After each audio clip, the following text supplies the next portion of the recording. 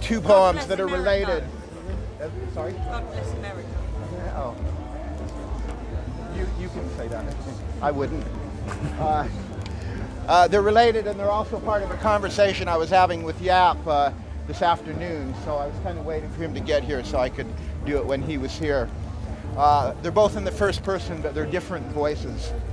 The first one is called Beast Market, and this will sound kind of daunting, but it's a retelling of Karl Marx's Das Kapital in English, and I hope in poetry.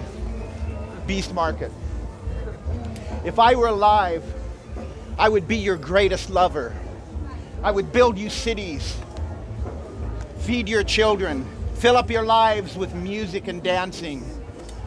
I would cover the earth with wheat fields and rice paddies, drill down into its core to pull out strings of steel and oil. I would scrape the sky with desert sand melted into glass. I would cool the hot, heat the cold, charm the fish out of the ocean, and teach the trees to stand in a row and rain down manna. I would multiply you. If I were alive, I would teach you the meaning of hell. I would blast you with war, rip your children from your arms, swallow them in famine, smother them into silence, dry up their tears with death. I would teach you to fear your neighbor, train you to march in step. You might even come to believe in me. Isn't this how a wounded God would love? With kindness and gifts, wonderful gifts, mixed in with pieces of heartless cruelty. And if my cruelty is on a global scale, so are my gifts. And the greatest gift of all, I would do this through you. How else could it be? You made me, now I make you. I am the law of value, the profit and loss ledger of the earth. I was born in the gulf between what you can do and what you are worth. And look around, you can do miracles. But what are you worth?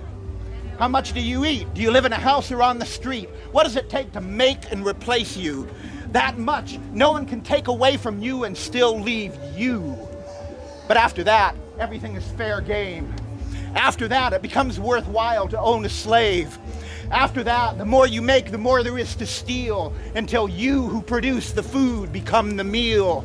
And the wonders you have made become a curse, become a plague, become a gang of howling wolves, but somehow they are in the sleigh, and it's you pulling at the traces, and the whip cracks. That's me. I am the whip. But the wolves imagine they are in control, and they snarl and slash at each other as they drive you forward. And you do go forward. So what if you leave behind a trail of blood? I am the hurricane that drives you through life, the prophet drive, the whip of the world. I am measured in money, but I am not money. I am in every good that goes to market, but I am not physical. I am in every tool, but I am not useful.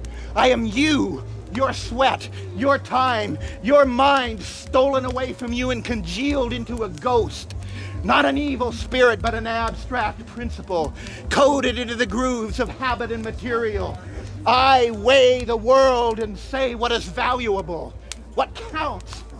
And it happens over an almost infinite number of individual transactions. I swallow and digest every exception. I break all regulation. I am the price of everything. I am the universal religion. I am the law. I am God. Kill me, or I will own you forever. Yeah. Lie. Thank you. The second one, it's the first person again, but it's a different voice. It's called The Dialectic of Enlightenment.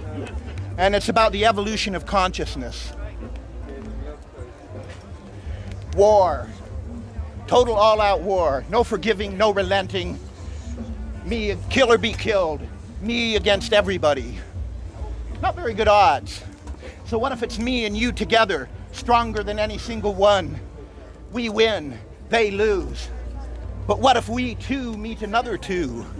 Then we need to be three. And what if we three meet another three? We need to be four. And so it goes. We need to be more.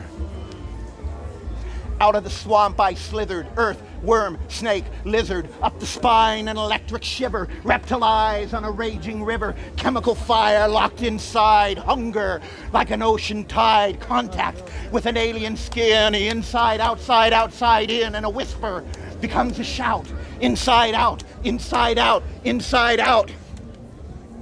In every river and every tree I saw the you I found in me. I worshipped you in the wind and sea. I painted you on the walls of caves. I carved you into stone and buried you in graves. I gave you names and moved you around inside my brain until I became an instant of time exploding into a line, the past trailing behind, the future an abstract sign. I am the inside of a skin that can look at me from the outside in.